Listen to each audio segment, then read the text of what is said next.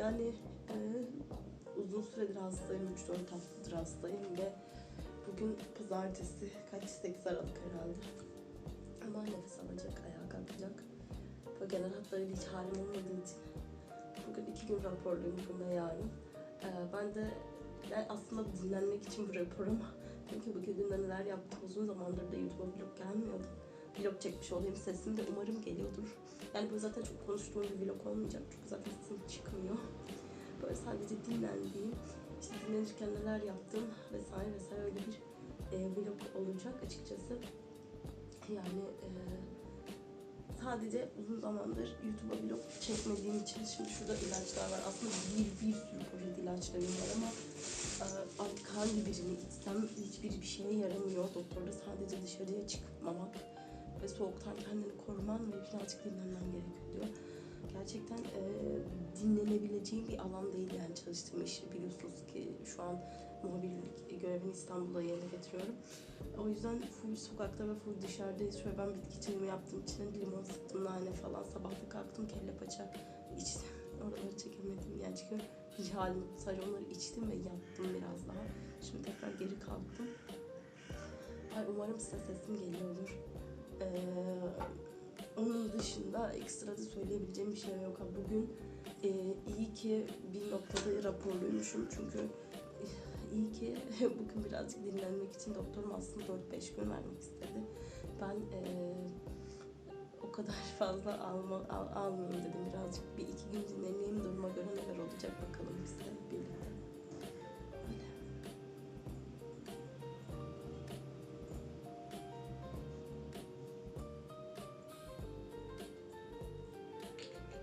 Kızım.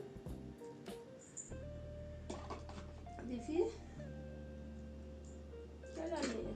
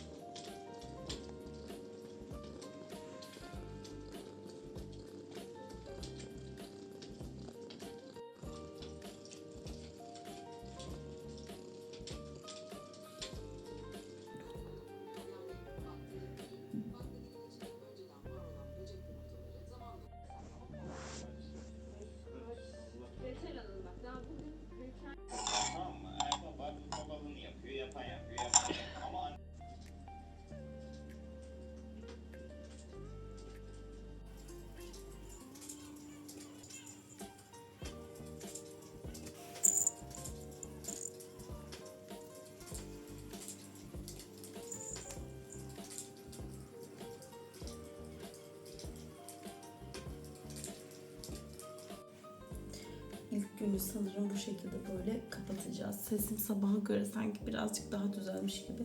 Ama sabahtan beri neler içtim neler yani. Ne kadar nane yedim, ne varsa artık bayağı bir şeyler içtim. Günün de son değil.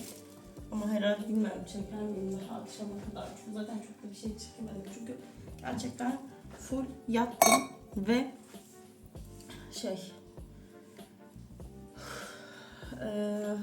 bir şeyler yedim içtim ve uyuduğum gibi bir gün oldu. Açıkçası öyle söyleyeyim. Bu da böyle şimdi birazcık daha kalktım ayağa. Hani kendimi de hafif biraz daha iyi hissettim. İyiyim yani biraz daha sabaha nazaran en azından. Yine bir nane limon yapayım dedim. Yaparken de çekeyim çünkü ne çektim bilmiyorum en son. Yani bu nasıl bir illet bir hastalıksa bilmiyorum, aranızda hiç olan var mı? Yani biz 10 Kasım'da Dolmabahçe'de dalgıçlar ataya saygı dalışı yaptılar. O dalışa katılmıştık, işte onu çekiyorduk.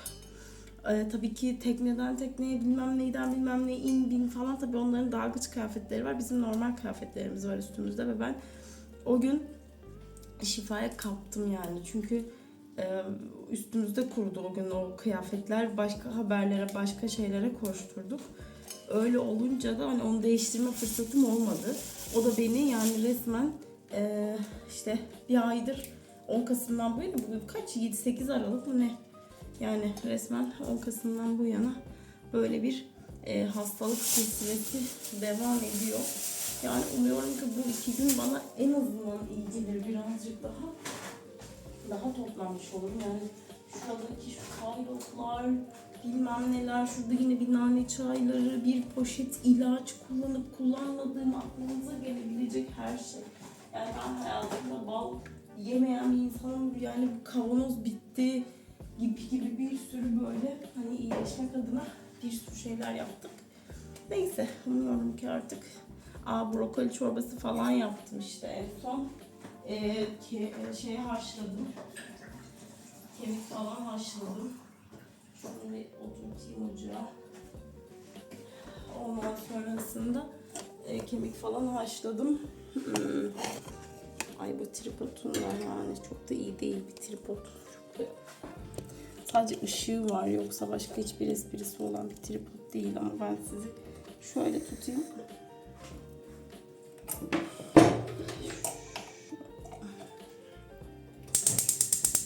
Şu nane limonu da yemek öncesi içeyim bir. Ama bu dinlenmek bile bana o kadar iyi geldi ki gerçekten aslında böyle dinlenmem gerekiyormuş. Yani sanırım en büyük şeyimden birisi hafiften kararmaya başladı artık. Kapatayım şu çorbayı falan da ısıtayım. Bir onları ayarlayayım. Yani gerçekten dinlenmem de gerekiyormuş.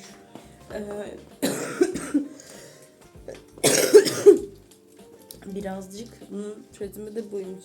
Bakın buradaki mal. Aşkım. Selam ver. Selam ver hayatım. Şu an ışık açık olduğu için bak çok da bakamıyor. Şu tepede bir ışık var. Böyle.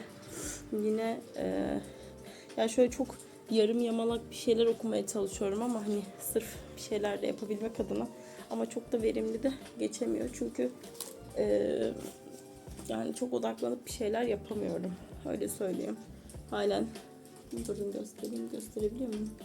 Ben köşem burun spreyim, eczane kutu poşetim, şömine sesim falan. Şu odanın içinde yaşıyorum ya. Anlatamam size. Ama burada da bir tane bebek var. Bakın. Bakın. Annesi yesin onu. Anne yesin onu. Annem. Anne bak. Işık onu rahatsız ediyor. Neyse. Eğer bugün açmazsam da yarın günaydın diye başlatırım zaten vlog tekrardan. Bence hayır.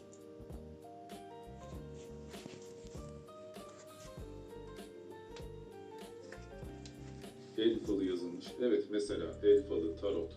Bu arada falın da bir sürü versiyonu var ha. Bağırsak.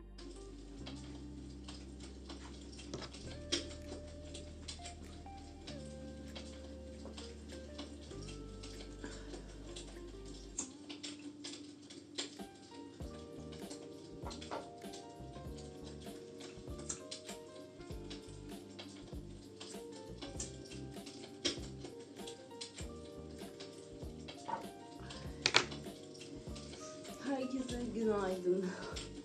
İzinli, raporlu ve hasta günümün 2. gününden ve sanırım son günden artık iyileşmek istiyorum. sanki düne göre biraz daha iyi gibiyim. Dinlenmek iyi geldi ama umarım yarınki çalışma temposu beni tekrar hasta etmez. Yani çünkü tam öyle oluyor. Hani tam iyileşiyorum. Sonrasında hani çok yoğun bir çalışma temposuna girince sonra tekrar hasta oluyorum. Sizler nasılsınız? Ay umarım bu hastalığa, bu saçma sapan bir gribel hastalığa yakalanmazsınız ya. Çok kötü çünkü. Bir de ilaçlar, iyileşmeler falanlar.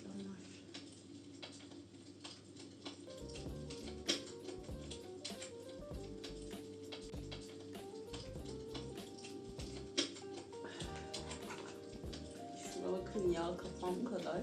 O kadar zor yutuyorum ki bunu.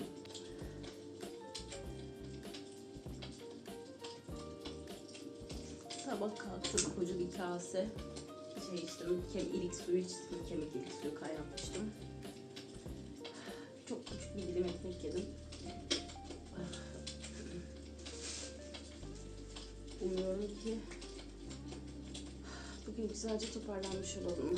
Sonrasında böyle bir nane çayı ve birazcık dinleneceğim. Sadece duş aldım, sabah uyanmış. Saçlarımı bir kurutmam lazım biraz da. Sadece saçlarımı bilmem alayım. Hani kış geldiği için bayağı bir kestirmiştim. Ama bugün de beni etkiliyor çünkü sinüsüm var. Böyle.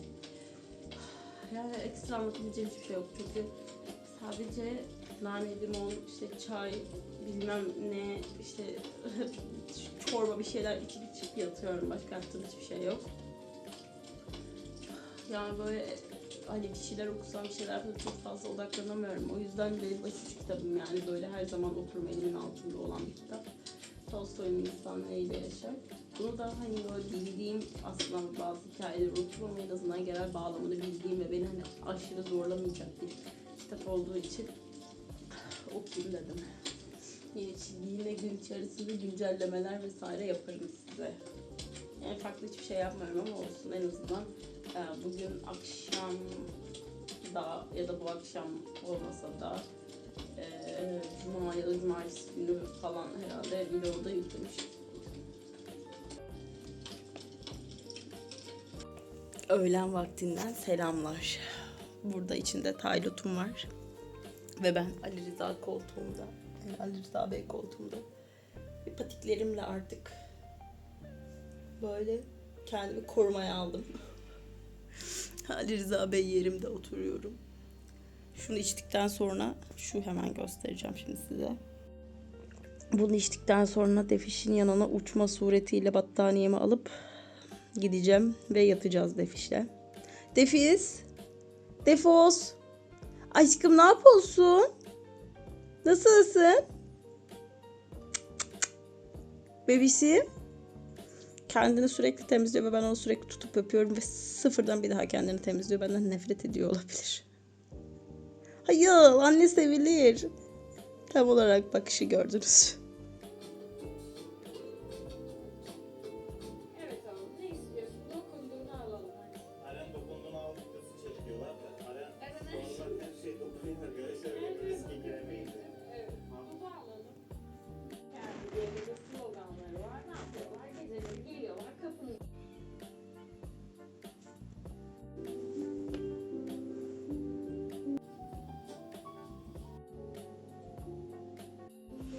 Bu kitabı okudum, bitirdim. Zaten kısacık bir kitap. O önceden de okumuştum. Yani bu benim 3. 4. okumam olabilir. Böyle her yıl okumaya gayret ediyorum.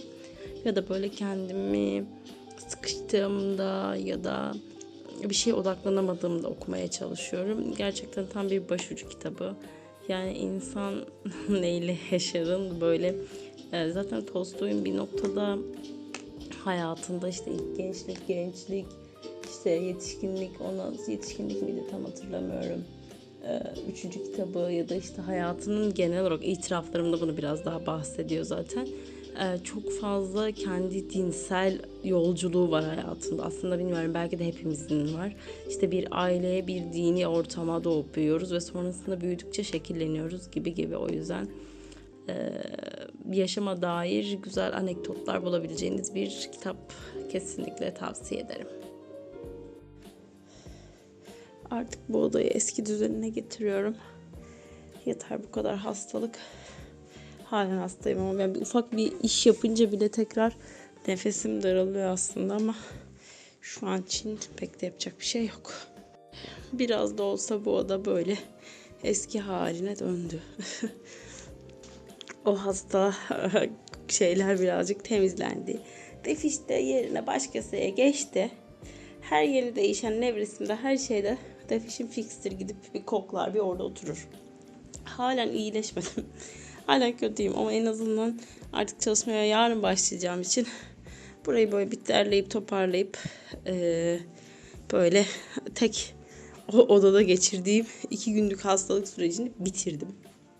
Hastalık bitmedi ama süreci bitti. Biraz dinlemem lazım. Gerçekten ufacık bir şey yapsam bile yoruluyorum. Ben Defiş'le kapatıyorum vlogu. Kendinize iyi bakın. Böyle fırsat buldukça aralarda vlog çekmeye çalışacağım. Bunu kendim için de yapıyorum zaten.